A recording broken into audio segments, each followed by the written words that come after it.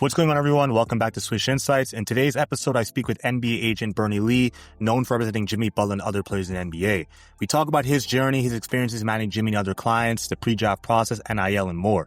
If you haven't already, be sure to subscribe and follow on Spotify or Apple Podcasts to always be notified. If you love basketball and especially the business side to it, this is the channel to follow. But without further ado, let's get right into this interview. I hope you all enjoy it. Before we start, I don't know, I saw some media day pictures were posted on Instagram. Is this kind of like a busy time of the year for you? Obviously, training camp is starting to approach. How's this time, as fall just started yesterday, how's this time of the year? Is things starting to pick up? What is this time usually like for an agent in late September or approaching October?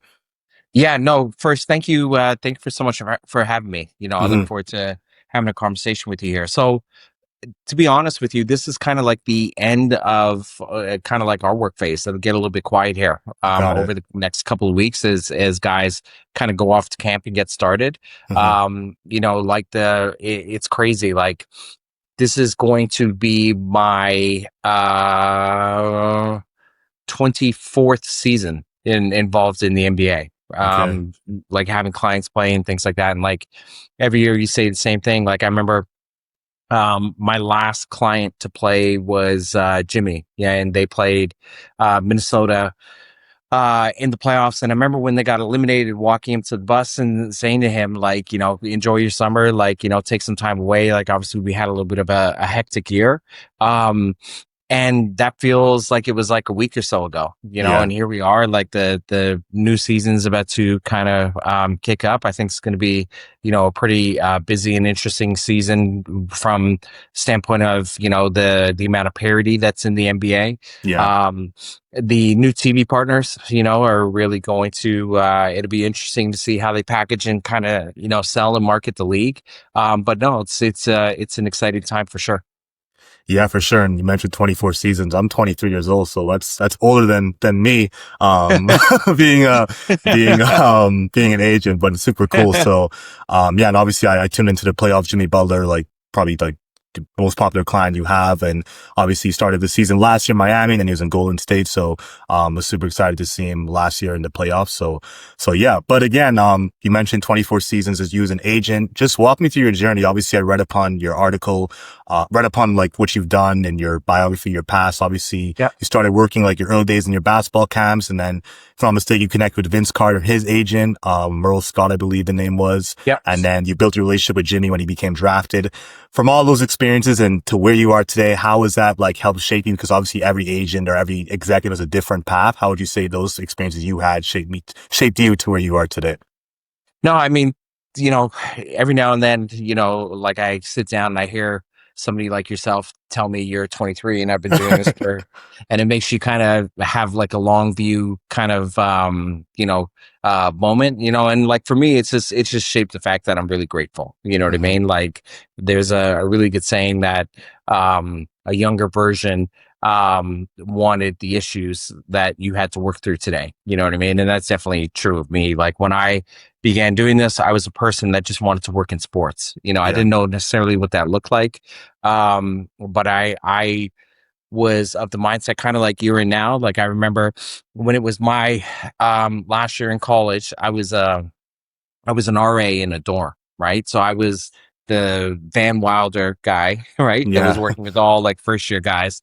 And I remember I had a whiteboard that was on my board, and I did a daily countdown of how many days that I had left until, I was done college. And I remember being in a mindset where I couldn't imagine not being, a university student and not being in that environment and not having kind of my life structured in that way.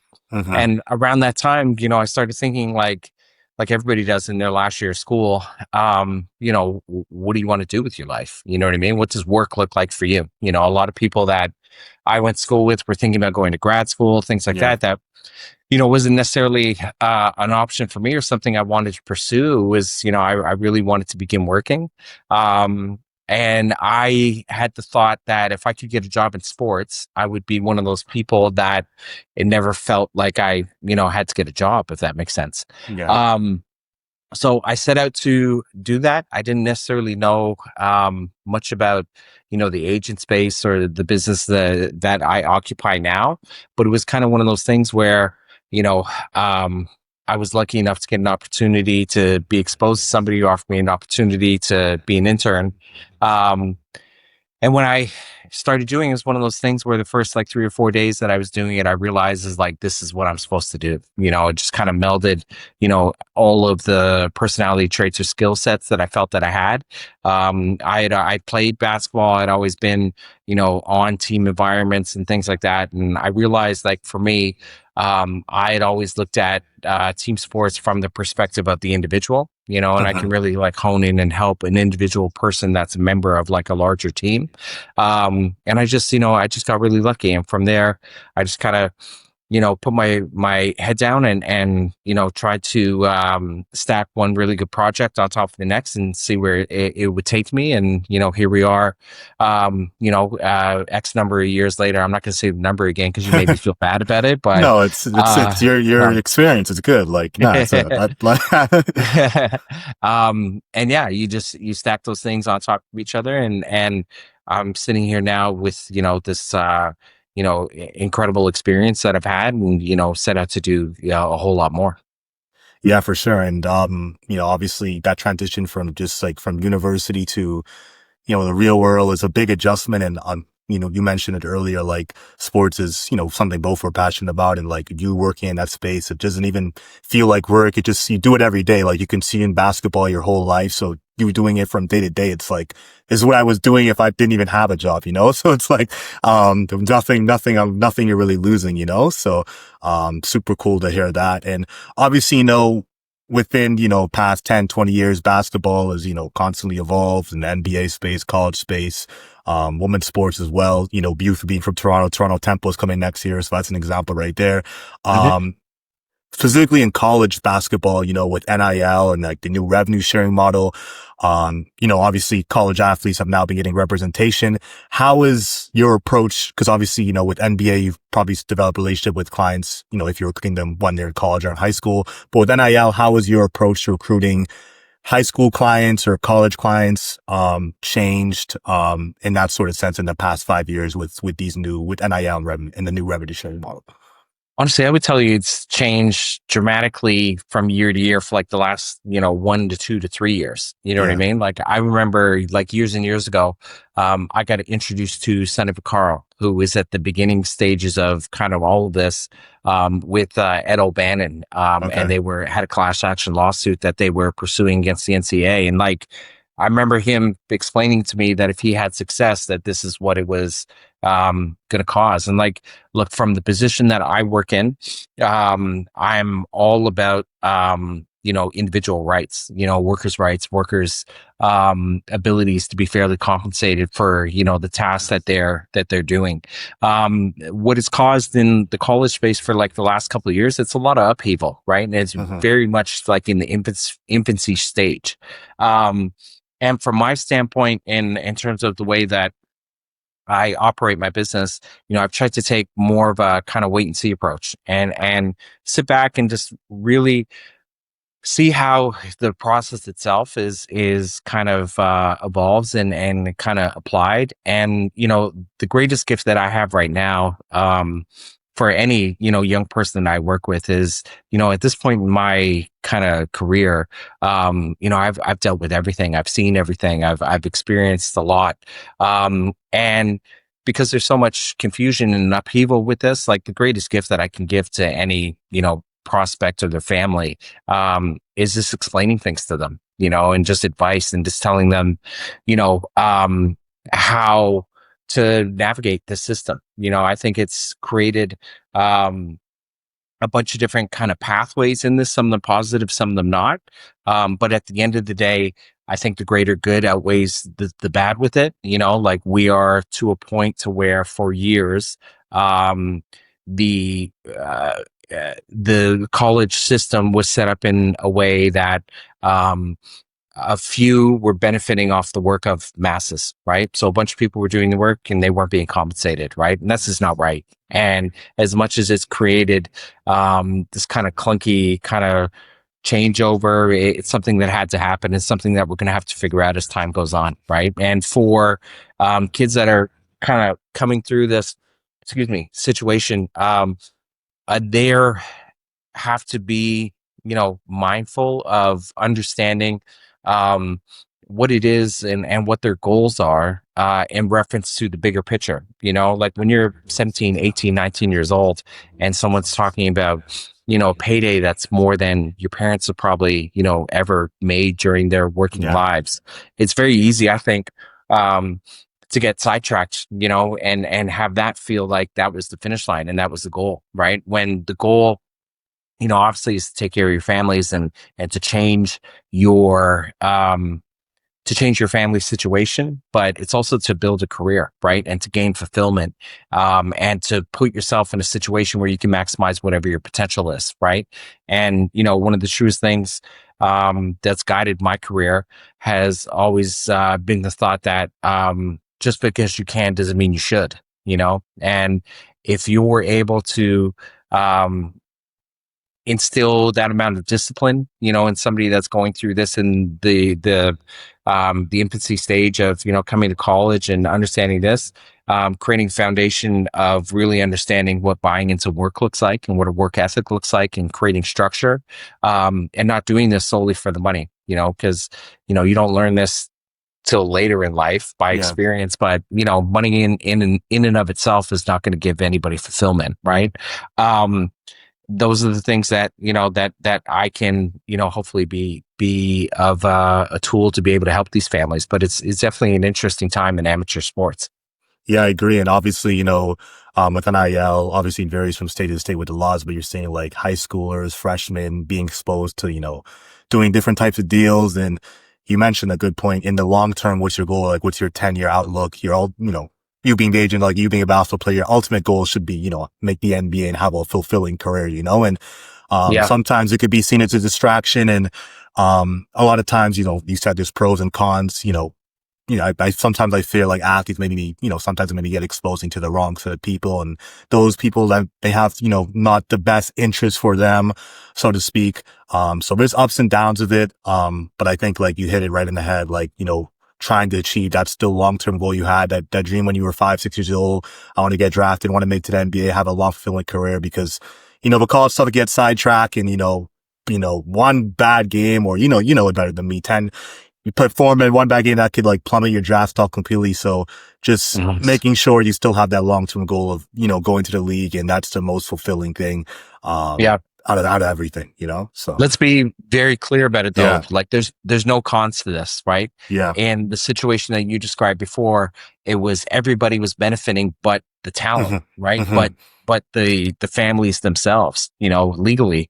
And when you had different kind of families and different, athletes of talent, that try to take advantage of, participating, in the revenue that was being created, we've been vilifying, these people. We've been making them, almost as if they were criminals, and Yeah. it's not right. It's not fair. It hasn't been fair, so everything that we're experiencing now, it's a necessary evil. We're going to have to figure it out, and they will, and we will. And everybody's got to participate together. This is a business, and if it's a business, then every party should benefit. Yeah, you're totally right, totally fair. I see the revenue reports of what college, obviously football draws in more revenue than basketball, but basketball still draws in millions of dollars, and it's only because of the product, which are the players. So it's fairly right that it should be compensated at least a percentage of that, So you hit it Yeah. right on the head there. And also another point, just back like to the whole evolvement of basketball, agents, they have different paths, and a path I've noticed a lot is, a lot of GMs, you work with GMs obviously for clients and stuff. A lot of GMs in NBA roles today, they were previously agents. Like examples I could see is like Bob Myers, he was an agent. Leon Rose, one of the most popular with the Knicks. And I just saw Jim Tanner, who used to do, I think, John Morant. He's now the UNC GM in college. So when you see like teams like hiring, agents as GMs, what competitive advantage do you think an agent would have getting into that role? And do you ever foresee yourself maybe entertaining that in the near future? How do you feel about agents jumping and being executives of teams? I think it's interesting from the standpoint of that. Like, I get a topside view of the way, 30 different, NBA teams run. You know what I Yeah. mean? I know, um, I know the positive things they do. I know the negative things they do. You know, one of the truest things in basketball, and life in general, business in general, you learn a lot more when you watch somebody do something poorly versus them doing something correctly. You know, and I watch teams that for years kind of make mistakes, right? And it's not because these are bad people or anything. It's like we're in a Yeah. human business that's constantly evolving, right? You can't be perfect 100% of the time. So the experience that I've gotten over the course of 20 years of understanding what the pushes and pulls and what the kind of potholes in our kind of service model look like, you know, definitely give me a huge competitive advantage. Yeah. In terms of like my own situation, like, you know, I definitely don't ever get too far ahead of myself. You know, Hmm. like I'm worried about the thing that I'm supposed to do for the next 24 hours. I've been really, really, really lucky, to be exposed to the things that I have been exposed to. And I've learned like in my career, if you do the thing that's in front of your face really, really well, the next thing kind of comes to you. You know what I mean? So Yeah. wherever that goes, you know, but I know for right now, like the mission that I'm on and what I'm going to continue to do is, you know, serve the clients that I'm working with, and fulfill the promises that, you know, I've made with these group of guys. You know what I mean? Like that's the most important thing to me, but it definitely is really interesting when I see, you know, when I see people that I've worked really, really close with go to the other side, you know, and you can tell the difference of a team, that has somebody in that role that's kind of done my job, and done it well, that's going to the other side and doing it well. It's like, there's this, the NBA, the way it's evolved over the last couple of years, it's gotten really, really, really young, right? Hmm. And the younger that it gets, the more that we realize and the more that we need mentors and we need leaders, right? And we need people that are going to connect with the talent base that we're working with on their level, right? And the more that we try and work around it or negate what the talent actually is, the more issues come up and problems are created, and you know, people don't reach their full potential. And that's what this is, you know, essentially all about, right? um the one irreplaceable thing in this entire ecosystem of professional sports that cannot be replaced, right? I could be replaced in the next 5 minutes. Every owner of every team could be replaced in the next week. You know, like you pick any team, put them up for sale right now. I don't care how much money they are. There'll be a lineup of 10 billionaires that want to replace that person. Every single coach in this league can be replaced, you know, in a heartbeat. Every GM, everything. The one thing that cannot be replaced is the talent, right? Is the truly transcendental players, you know, the LeBron Jameses, the Yeah. Jimmys, the Michael Jordans, right? Michael Jordan played his last game, you know, in a real sense. I don't recognize him playing in Washington. That was just, you know, for our own enjoyment. Yeah, But exactly. Michael Jordan's last game for real was in Chicago against the Utah Jazz, and I believe it was 1997. We Yeah. have not been able to replace him as the face of the league, right? Yeah. Hmm. And the more that we have people working in this business that understand that that is the main thing, and we work to service the main thing in the best way that we can and help them to reach their full potential, that's when all of this works, right? And people that have sat in my position, in my seat, we understand that. You know, we understand that to a high degree. Yeah, for sure. And I think, you know, there's some players that are just one of one. You mentioned MJ, you know, LeBron when he retires in a few years, and those players have built up the league and built up the reputation it has today. And just based off those players and like the reputation you mentioned earlier before I started recording with the new media deal, this is like the largest NBA media deal in history at 11 years, 76 billion. I know with players and contracts, it's tied to BRI.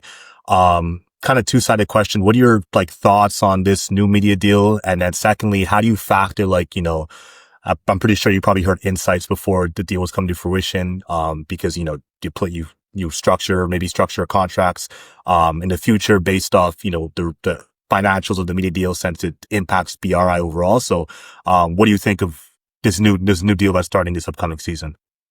Yeah, no, I mean, I've learned, you know, up close for the last however many years that, you know, the rush for content and creating content, good content, and the ownership of the IP of that content, like that's where the value is, right? And I would say soccer and basketball in terms of like worldwide, like kind of recognition. Two most recognizable, sports and athletes on planet Earth right now, right? Yeah. And the ability, to, market appropriately and package and create storylines around, this generation of players that we have and the teams and the competition, it's endless, right? And the more the players that do their job, the more the more we're able to sell the league, en masse, and then the players benefit to that as well, right? As they should. Like I had a example maybe I think about 4 years ago, we were in Rio. Okay. And I was having dinner with Jimmy, and he posted, as we were sitting having dinner, he posted something, it wasn't even about the restaurant, right? It was a picture while we were in this restaurant. And, from the background, I wouldn't have been able to do it, but somebody Yeah. was able to identify where it was, right? 2 hours later, when we walked outside of that restaurant, it was like 1 o'clock in the morning in Rio. There were 8 people standing up front, right? Wow. And I had this moment where I realized like the amount of reach, that exists, That's and kind of the amount scary. of It's kind of scary too when it, you think about it. to be totally honest with you, Yeah. like it taught the lesson of like posting in real time for sure, Yeah. Mhm.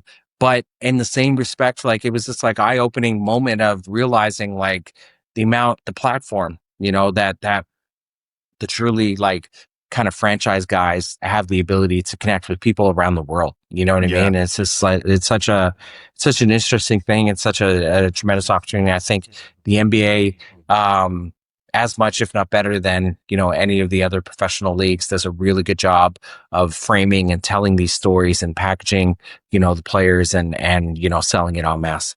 Yeah, for sure. And I think the NBA, that's one of the most, you mentioned soccer and basketball, probably the two most popular global sports. I think they jumped out of all I've watched mostly American sports on the football, baseball. I think basketball of those three jumped on like the social media wagon or like, that kind of content wagon before all those other sports. And it's paying off today, So, definitely gaining an advantage there. And the point you mentioned with Jimmy, and Jimmy's one of the biggest stars. I think he has like, probably more than me, like over 10 million followers on Instagram. So he posts something in real time. There's going to be there's fans all over the world who probably look at his stuff and trying to analyze, okay, he's there. We're going to go there. And you saw it happen with 8 people. 8 is a lot. And what time did he post? Do you remember exactly or? No, we were having dinner, right? So Okay. it would have been at like, 10 o'clock at night. By the time we walked out of the restaurant, it was 1 o'clock. So I'm trying to do the math in my head of like, they saw that 10, like when they come, but anyway. It didn't make sense. Yeah. It was definitely like a moment where you realize like, man, like here you are, you know what I mean? Like this is, and again, it wasn't like, posting the menu or anything like that. It was like, take a picture, you could see the background. It was bizarre.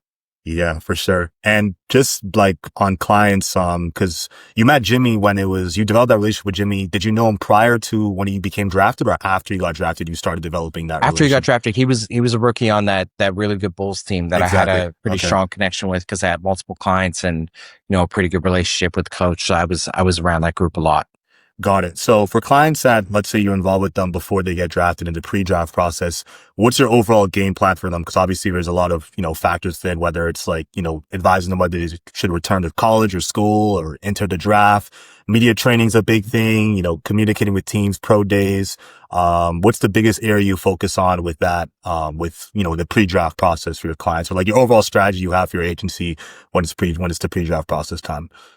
I learned a really good lesson from somebody that wasn't actually a client of mine, but he just was able to give me insight. And that was Chris Bosh. And Chris Bosh was here in Toronto early in my career. And I remember asking him as he came out of college and he began to be a pro and he, kind of took off. And I asked him, what made you choose your agent? What was the value add of the agent that you chose? His agent was a guy named Henry Thomas, who was awesome. Henry passed away a couple of years ago. Was he Dwayne's Wade agent as well, or he was Dwayne Wade's agent? Yeah. Really, just a really, really, really good guy. And unfortunately, he passed away. I want to say about 5 years ago. Okay. But Chris said to me that the biggest benefit of his agent was his agent explained things to him. like explain through the process, right? And I think a lot of times, especially when you're dealing with, the high level guys, you take for granted the fact that like you're dealing with,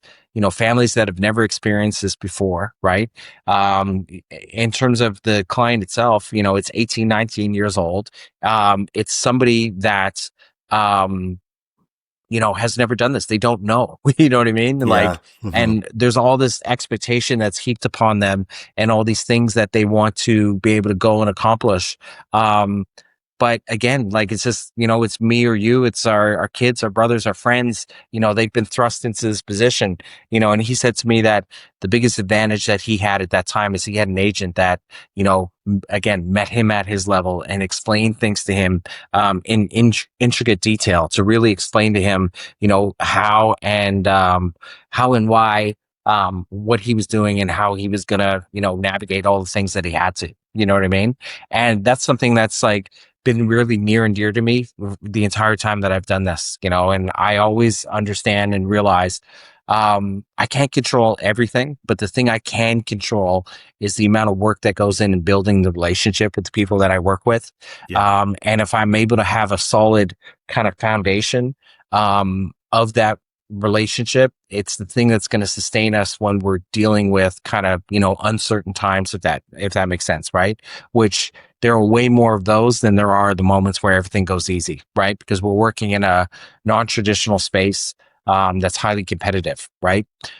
So I try and focus on that from that perspective. At the same time, like I think it's really, really important for every person who's a high achiever to really create like a process and foundation, right? The thing that you're Yeah. always going to be able to center back to as things kind of change around you. What's the thing that you can come back to that creates like normalcy for you, no matter where you are, no matter what you're doing, however that looks. So, I really want to lock in and help people to create like what's going to be your process, right? What's your workday look like? Are you a person that's going to work out first thing in the morning? Are you going to be a person that's going to work out later? Like little things like that. Um, and by doing that, you're giving these really talented individuals an opportunity to reach their potential, right? Because ultimately, that's the thing that you're trying to do, right? You're dealing with somebody that has been identified, has been separated from the pack, and everybody looks and sees like this person could be this, right? And the ability to achieve that thing, you're trying to um, help them navigate the things that are going to stop them from getting to their potential, because there's nothing worse than wasted potential. Yeah, exactly. And I think, you mentioned being transparent is super like a big key to it. And, 18, 19 years old, I'm 23 now, but I think 5 years old, you're so young.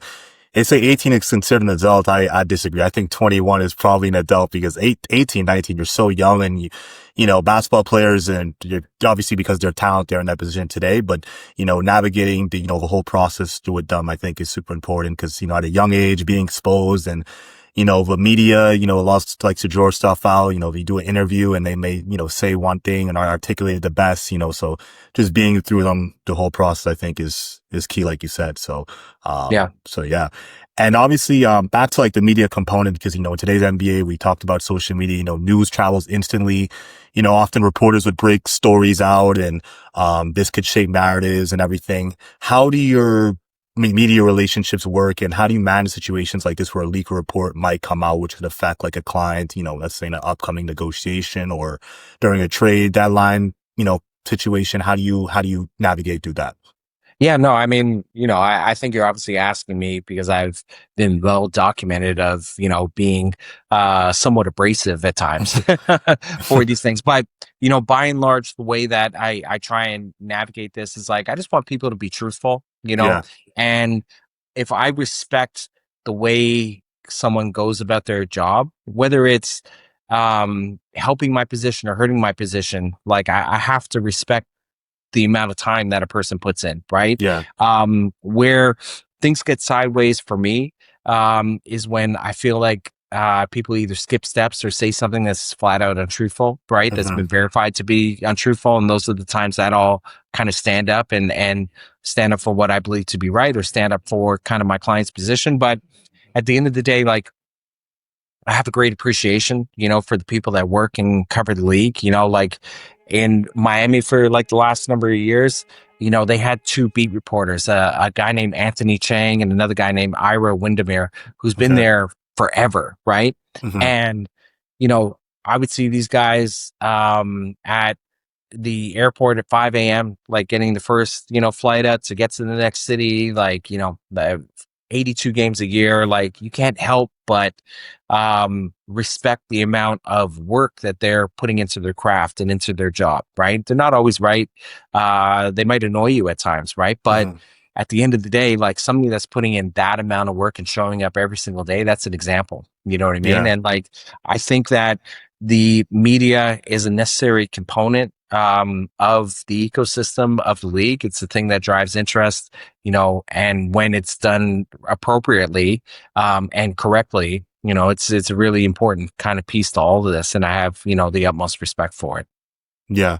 And, it's just, media's just evolved over time. Social media has taken up everything through a storm. Highlights can show how a player, like just a 30-second highlight can show how a player performed in a game, whereas like 20, 30 years ago, just the whole media component has just evolved over time, so, definitely got to keep tabs on that. And then again, another, big point I think is, big in basketball compared to the other sports is player empowerment. And obviously, with free agency or whatever it may be, sometimes players are more vocal than others. How do you, in those situations, how would you balance like the leverage a player could have versus your role as an agent to still maintain that strong relationship with the team, whether it be for an upcoming negotiation or any other situation, it may be?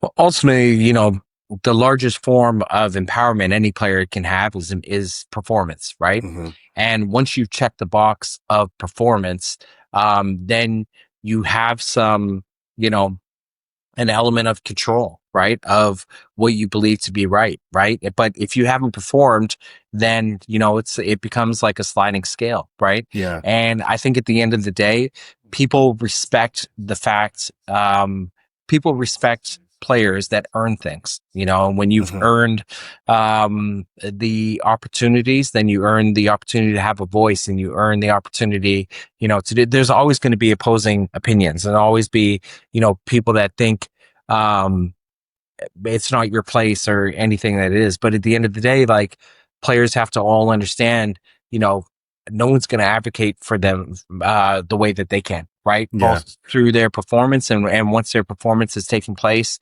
then, the various mechanisms they have to, take control of their situations, and there are so many times where, teams will put players in kind of losing situations. You know what I mean? Where you're just Mm-hmm. not going to be able to be successful. So the opportunities that you have to take some amount of control, you have to take those. And it's just what it is, right? And ultimately, the good teams that I deal with understand. We can have great relationships. I have the utmost respect for you. Hopefully, you have the utmost respect for me. But at the end of the day, you have your job, and I also have my job, right? And I have to Yeah. execute it to the best of my ability. And sometimes there's some hurt feelings through that process, but at the end of the day, like I have to do what my job is, which is protecting my clients and, delivering them to the best outcomes that are humanly possible. Exactly. Just delivering, putting them in the best situation to ultimately win and perform and, being in the best situation to perform the best they could, so, Yes. just doing your job. So yeah. And, just to wrap up, Bernie, again, appreciate everything you've shared. When you look at other sports, because, one example I could think of like an NFL, some people say it's good or bad. I'm kind of indifferent with it with like franchise tag. That's something big in American football and MLB. There's arbitration as well. Or if there's another sport where there's like certain clauses or structures you wish that were available in the NBA or something similar. Is anything that comes to the top of your mind you could think of? I think that in the NBA, we've moved to a model to where some of the front office members are able to share in franchise valuations, right, and the Mm-hmm. growth of the franchises. Yeah. I think that's something that should be available to the 1% of the 1% in the NBA. Mm-hmm. If the players are able, to participate on a team for X number of years, and the valuation of that team goes up, exponentially, like Yeah. Last year, there was this narrative that was said, when we were going through kind of difficult moments of, Jimmy that I worked with being a bad teammate, and like the reality behind it was, and, I displayed this to the team and, I would say this kind of privately to, the figures that we were dealing with. But, in the 8 years the 5 years that Jimmy was in Miami, the teammates that had played with him had signed close to $1 billion in contracts, right? Contract extensions, new contracts with other teams, all of that stuff, right? And this came as a direct result of playing on a team that he was a leader of, right? Yeah. The franchise valuation the day he got there essentially doubled, during the time that he was there, right? So to call him either a bad employee or bad teammate just kind of flies in the face of reality, Yeah. So if there's one thing that I could or would change, it would be, the ability to allow the truly, kind of franchise drivers to participate, in the benefits of, the growth of the organizations that they're growing. That would be the one thing that I would spend some time thinking about. Yeah, for sure. And it's a good point. I'm going to be completely honest with you. When Jimmy first signed in 2019, I believe with the Heat, I think I didn't even have him because obviously, it's fans to do like predictions. I didn't even have him. I didn't have Heat going to the playoffs that year. And he shocked all of us. He shocked me. And they made the playoffs that next year in the bubble. So he, players completely transformed teams. I think it's a good point to note, like, just the growth a certain player may have on, the overall valuation of the team. So I think it's super important. But yeah, Bernie, again, appreciate this. Appreciate the time, taking the time out of your schedule to speak with me, to answer my questions. Is there anything else you want to share, like with the audience before we close? Like any other key points? Thank you. Thank you for taking the time. You know what I mean? Yeah. When I got your message, I tell the amount of thought that you kind of put into this, and just from our conversation now, I could tell this is something that you're passionate about. So I wish you all the best as you kind of set out on a path to see where this takes you. Thank you very much for the time, and I'll look forward to speaking again soon. Appreciate it.